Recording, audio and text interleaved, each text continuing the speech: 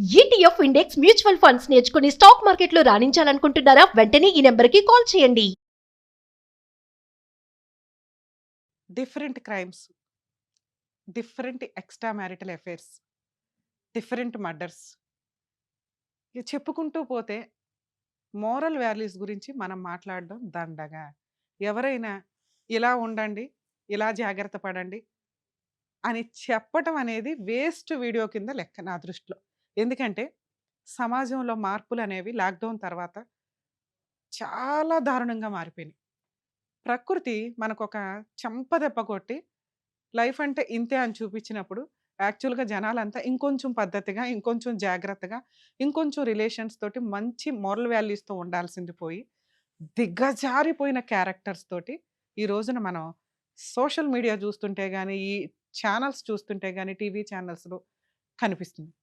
Crime గురించి మాట్లాడితే cyber క్రైమ్‌లో different. ఈ రోజున మనుషులు కొన్ని యాప్స్ పెట్టుకోనో, ఇన్‌స్టాగ్రామ్‌లోనో వాళ్ళ పర్సనల్ లైఫ్‌లో వాళ్ళేంటనేది మనకు తెలియని కూడా తెలీదు. కానీ మేము సెలబ్రిటీలమే అని చెప్పడానికి, ఫ్యామిలీ ఇద్దరు వైఫ్ అండ్ హస్బెండ్ కూడా కలిపి వీడియోలు చేస్తూ, ఒక గ్రూప్ ఆఫ్ ఇది కవర్ చేసుకున్నాక, వ్యక్తులతోటి పరిచయాలు పెట్టుకోవడం, వాళ్ళని ట్రాప్ చేయటం, చిట్టీలు వేయటమా, లేకపోతే అప్పులు వసూలు చేయటమా, వాళ్ళని ట్రాప్‌లో పెట్టిన తర్వాత ఆళ్ళ ఇళ్ళకెళ్ళి దొంగతనాలు చేయడం, ఇవన్నీ రెగ్యులర్‌గా చూస్తున్న టైంలో, కరీంనగర్‌లో మనం రీసెంట్‌గా ఒక ఇన్సిడెంట్ చూడొచ్చు. భార్యాభర్తలు ఇద్దరూ కలిపి వాళ్ళకి బిజినెస్‌లో లాస్ రావడం వల్ల ఆళ్ళకి ఆల్రెడీ ఇద్దరు పిల్లలట పాపం. మరీ దారుణం అసల అది చూడగానే భలే బాధేసిందండి. అలాంటిది భార్యని ప్రాస్టిట్యూట్‌గా పెట్టి అని అట్లాగే అనుకోవాలి. ఎందుకంటే ఈ డైలాగ్ ఎందుకు అంటున్నానంటే దగ్గర దగ్గర ఒక 100 మందితో ఆ అమ్మాయి పడుకుని, ఆ వీడియోలు రికార్డ్ జేసి వాళ్ళని బ్లాక్‌మెయిల్ చేస్తున్నారు. భార్యాభర్తలు ఇద్దరు కలిపి. వాళ్ళని కాస్త కరీంనగర్ పోలీసులు అరెస్ట్ చేసి జైల్‌లో వేశారు. అంటే ఒక వ్యక్తి భర్త కూడా ఉన్నప్పుడు ఎలా అనిపిస్తుందంటే, అరే! ఈవిడ క్యారెక్టర్ ఉన్న అమ్మాయి. ఈ అమ్మాయి మనకు ఈజీగా దొరుకుతుంటే రూ. 1000కో, 10,000కో దొరికేస్తుంటే ఈజీ అన్నట్లుగా అక్రమ సంబంధాలకి వెళ్తున్నప్పుడు సైబర్ క్రైమ్‌కి ఈ రోజున అద్దే లేకుండా ఉంది. ఇలా ఒక అమ్మాయి ఫ్రీగా దొరికినా, డబ్బులకి దొరికినా కూడా డేంజరే అని గుర్తుపెట్టుకోండి. ఈ రోజున ఆ మనిషే మనల్ని చూడట్లేదు. దానికి తగ్గ కెమెరాలు చూస్తున్నాయి. అవి చూసారంటే కొన్ని కోట్ల మంది చూస్తున్నట్టే లెక్క. ఏ రోజున ఎక్కడ ఏ కెమెరా ఎలా ఉంటదో, ఎవరు ఎట్లా రికార్డ్ చేస్తారో తెలీదు. ఈ రోజున 100 మంది సఫర్ అయ్యారు. అందులో ఎవరో ఒకళ్ళు ధైర్యంగా ముందుకొచ్చి కంప్లెయింట్ ఇచ్చారు గానీ 99% ఎవడు కంప్లెయింట్ ఇవ్వడు. ఎందుకంటే మహిళ కేసేస్తదేమో, ఆవిడ కేసేస్తే మళ్ళీ మనం కోర్టుల చుట్టూ తిరగాలి. మన ఇంట్లో వాళ్ళకి తెలిస్తే ఆల్రెడీ నేనిట్లా తప్పు పని చేశానని వదిలేస్తారు అనే భయంతోటి 90%, 99% ఎవరు కంప్లెయింట్లు ఇవ్వరు జెంట్స్. కానీ జెంట్స్‌ని కాపాడాల్సిన పొజిషన్ వస్తదా అనే క్వెషన్ మార్క్ వచ్చేసింది. సెకండ్ పాయింట్ మనం మాట్లాడుకుంటున్న ఇంకొక crime illicit relations, extra marital affairs. అబ్బబ్బబ్బా! ఏం దారుణం ఏం దారుణం అండి. ఎవరికి చెప్తాం మీరిలాగుండండి, ఇలా ఉండొద్దండి అని.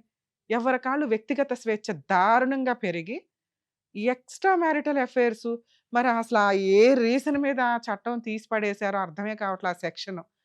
ఎప్పుడైతే ఐపీసీలో ఆ సెక్షన్ తీసేసి బిఎన్ఎస్ యాక్ట్ కొత్తగా వచ్చిందో, విచ్చలవిడితనం ఎక్కువైపోయి, ఇంకొక కేసు రీసెంట్‌గా చూస్తున్నాం.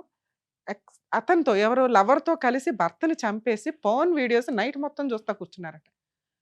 ఇంకొకావిడ భర్తని చంపేసి చక్కగా కూర్చొని అసలు దాన్ని మాఫీ చేసి ఎలా మ్యానిపులేట్ చేయాలని చూసింది.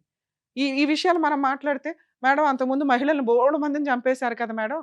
మరి అంతమందిని చంపినప్పుడు మాట్లాడలేదు. అందరం మనం మాట్లాడలేదా? ఏదో చేంజెస్ చేసుకుంటూ లా తీసుకొచ్చాం. ఓ 10 మంది చస్తే ఏముందండి" అంటే, మనం మాట్లాడుకున్న స్టార్టింగ్‌లో 10 మంది ఆ బ్లూ డ్రమ్ములు గానివ్వండి, ఫ్రిడ్జ్‌లో పెట్టడాలు గానివ్వండి, కుక్కర్‌లో పెట్టడాలు కానివ్వండి. ఇప్పుడు భూస్థాపితం చేసేస్తున్నారు.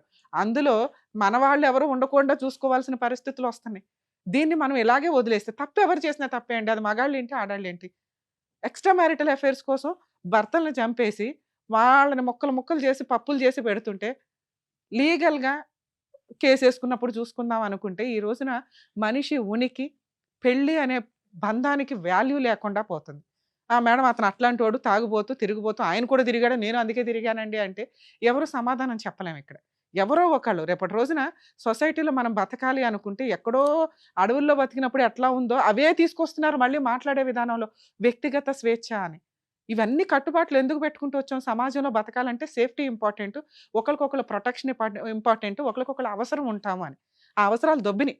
ఎవ్వరి ఇష్టం వచ్చినట్టు వాళ్ళు ఎక్స్ట్రా మ్యారిటల్ అఫైర్స్ పెట్టుకొని, అవతలోళ్ళు తప్పు అందుకే అంటే, అమ్మ అంత ఎక్స్ట్రా మ్యారిటల్ అఫైర్స్ ఉండి భర్తను వదిలేయాలనిపిస్తే, మీకు ఆల్రెడీ చట్టం బోలెడంత ఫెసిలిటీ ప్రొవైడ్ చేస్తుంది. ముందు ఆ కేసులేసుకోండి.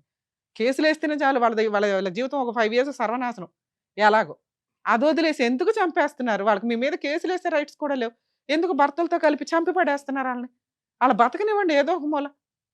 ఇంత దారుణంగా, ఇంత క్రూయాలిటీగా మహిళలు ఎందుకు మారుతున్నారు? అదేంటి మేడం జెంట్స్ మారొచ్చు, మహిళలు మారకూడదా? మహిళలకు ఆ రైట్స్ లేవా? ఈ వాయిస్ నేను మాట్లాడట్లే. ఎవ్వరు చేసినా తప్పే. ఒక మహిళల్ని ప్రొటెక్ట్ చేయడం కోసం ఎంతో కష్టపడి తీసుకొచ్చినవి. ఈ రోజున కోర్ట్‌లో ఒక మహిళ నిజంగా సఫర్ అవుతున్న అమ్మాయి కేసేస్తుంటే తలదించుకోవాల్సొస్తుంది. ఎందుకంటే మిగతా 90% మహిళలు ఫాల్స్ కేసులేయటం వల్ల. నిజంగా సఫర్ అవుతున్న అమ్మాయిని రక్షించలేకపోతున్నాం.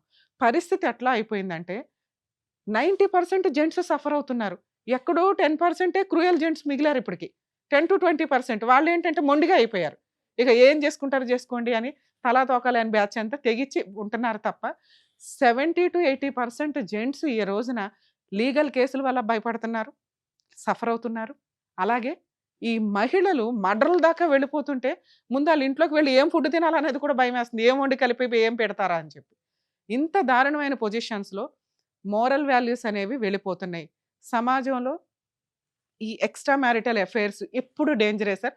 గుర్తుపెట్టుకోండి. ఎందుకంటే అది అవతల వ్యక్తి ఏ టైప్ ఆఫ్ డెసిషన్స్ తీసుకుంటారో తెలియదు. వీడియోలు తీయొచ్చు, బ్లాక్‌మెయిల్ చేయొచ్చు, చంపేయొచ్చు, చంపడానికి ప్రయత్నించొచ్చు. లేదా మనకే ఆలోచన రావచ్చు వదిలించుకోవడం కోసం. ఇవన్నీ కూడా క్రూయల్ మెంటాలిటీ. అంటే యానిమల్స్‌కి ఉండే మెంటాలిటీ.